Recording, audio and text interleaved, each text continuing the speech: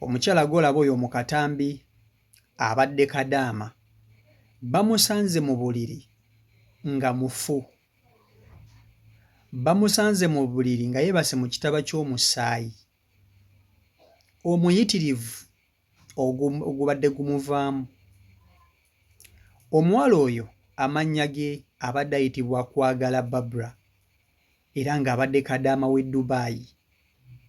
Omuwala oyo abadde lubuto era lubadde wakati w'emyezi 4 ku myezi 5.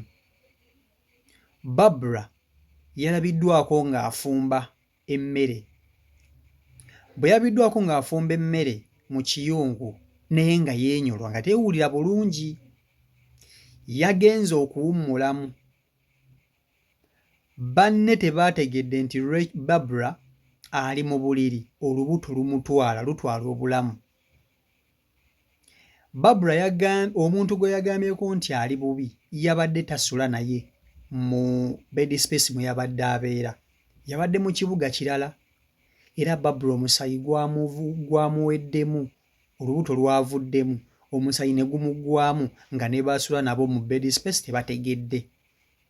Era omuntu gwe yagambyeko yabadde asula eri ebweru mu kibuga ekirala ye yategeezezza bano Barbara baasula nabo nti Barbara ali mu buliri afa. Bagenze okumutuukako nga Barbara yakaze dda, nga Barbara ali mu kitaba ky'omusaayi nga mufu wa jjo. Barbara ono abadde mutolosi era nga yatoloka mu kiyumba emyaka 2 emabega n'alyoka agenda mu bed space okutandika okuyiiya obulamu. Kasooke nkutuuseeko vidiyo eno okusaba ogimpereka like etambule etuuke ku buli muntu. Nga mu Dubai gyeyongedde, Omunnayuganda amanyiddwa nga Kwagala Barbara ng'ono abadde awangalira akazimbe aka Aliyaku Building wano mu Riga atufuddeko ekiro ekyaleero. Kigambibwa nti omwana ow'obuwala ono abadde ali lubuto era nga lukuliridde. Yalabiddwako mu kiyungu ng'afumba era n'alabwako nga yeenyoola. Olwo kiyungu n'akivaamu n'agenda n'ayingira obuliri. Ekisinga okwasa ennaku nti omuntu eyawadde abantu basula nabo amawulire gano nti waliwo Omunnayuganda ali obubi mu luumu bweti ne bweti yabadde ku kyalo ekyesuululidde nga basula ku kizimbe bennyini tebamanyi. Bagenze okukebera mu buliri mwasula nga atudde mu kitaba ky'omusaayi era kigambibwa nti yafunye miscarriage. Omwoyo gw'omuzigenzi Mukama agulamuze ekisa. Barbara ono abadde ava mu bitundu by'eyiganga era nga ku ddakiika ya leero tetunnategeerako famire ye wadde ne baganda be oba tetunnamanya nti oba alina omuntu yenna amumanyi wano mu Dubai ng'ava mu famire ye. Wano nno wensinziira ne ŋŋumya aba famire n'ensaba n'omwoyo gw'omugenzi Mukama agulamuze ekisa era n'ensaba ne bannayuganda bawangalira mu Dubai muno tufunemu ekyokuyiga. Tukolagane nnyo n'abantu be tuwangaala nabo, ze famire zaffe ezisooka. Ebiseera ebisinga tuva ku mulimu abantu abamu ne tubayitako buyisi nga tetubabuuziza oba oluusi ne tubabuuza bubuuza ne tuyingira obuliri bwaffe. Naye tugezaako okuyetinga emikwano.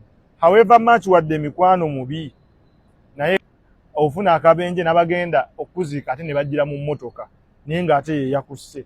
So wakati mu mbeera ng'abantu batukoze bingi era tugezeeko okwekuumirako abantu osanga basobola okubaako kye batutaasaako. Kuba Barbara ono yasangiddwa mu kitaba ky'omusaayi nga yeebase ng'olubuto luvuddemu nga taliiko ayamba.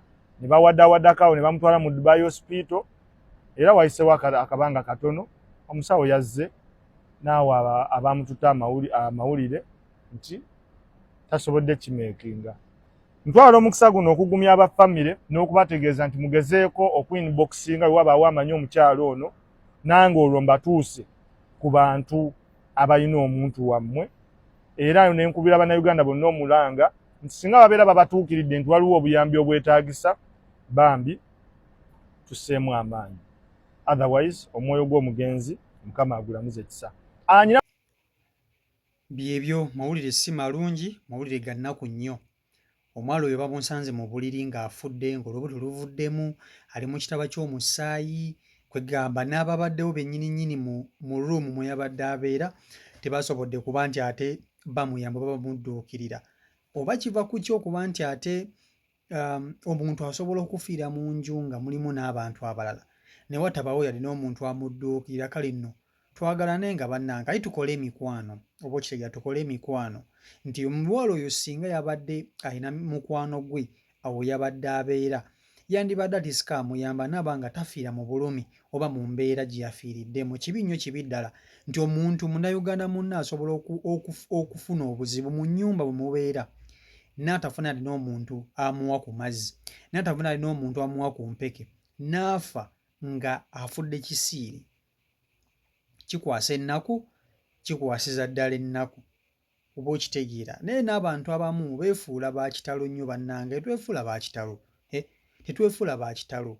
W'obeera yadde oba nti ofuna ssente nnyingi naye abalala balabemu value.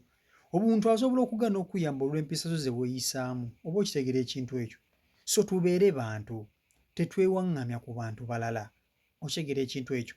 Imagine omuwala oyo yabadde afiira mu buliri naye ng'abantu babadde nabo tebamanyi oba simanyi oba badde bamanyi oba nga tebamanyi naye yafudde teri buli omu ng'ali ku bibye. Omuntu eyagambye baneeno babadde asula nabo nti omuwala oyo ali mu buliri afa yabadde ali mu kibuga kirala nnyo era omuwala oyo yasobodde okugamba. Babula teyasobodde kugamba n'abantu babeera nabo nti ali bubi ataawa oba osanga nabo bandimuyambye naye teyasobodde. Kitegeeza enkolagana ye n'abantu babadde abeera nabo ebadde entono nnyo, ebadde ntono nnyo ddala era tabaddewo na mikwano. Nze bwentyo bwe ndaba. So tuyige okukola emikwano, tuyigire ddala okukola emikwano bannange.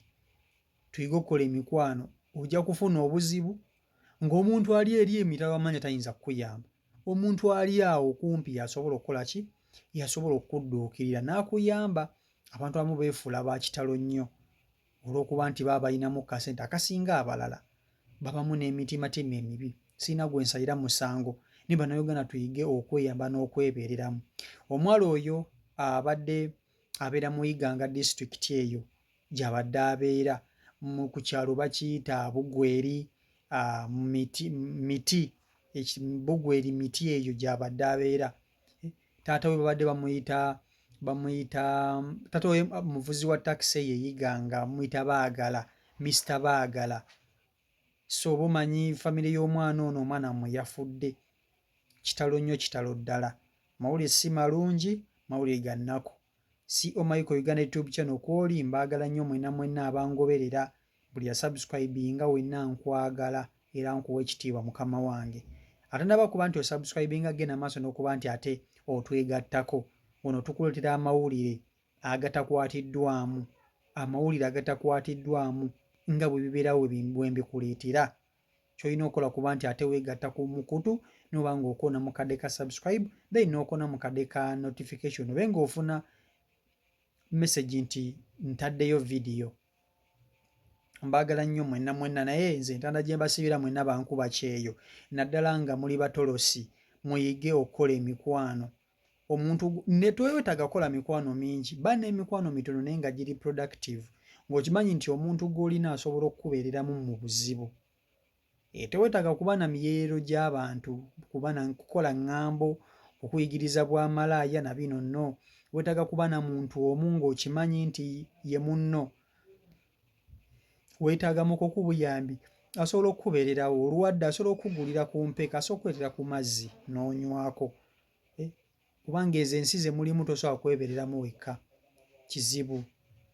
Bw'oba ng'owangaalirayo ng'omanyi nti ogenda wangaalirayo emyaka egisukka mu 2, tosobola kubeera mu ezo ensi ng'ogirimu wekka ku bulwo ku bwannamunigina nga tolina muntu wa ku lusegere lwo. Kizibu mukko. So twebeereremu nno ddala. Twebeereremu era twebeereremu ddala. Mwana yafudde yafiiridde mu buliri nga n'abali mu nnyumba ye tebamanyi oba nga bamanyi naye nga munaye si mikwano gye nga tebayinza kumuyamba, tobasalira nabo musango. Byebyo.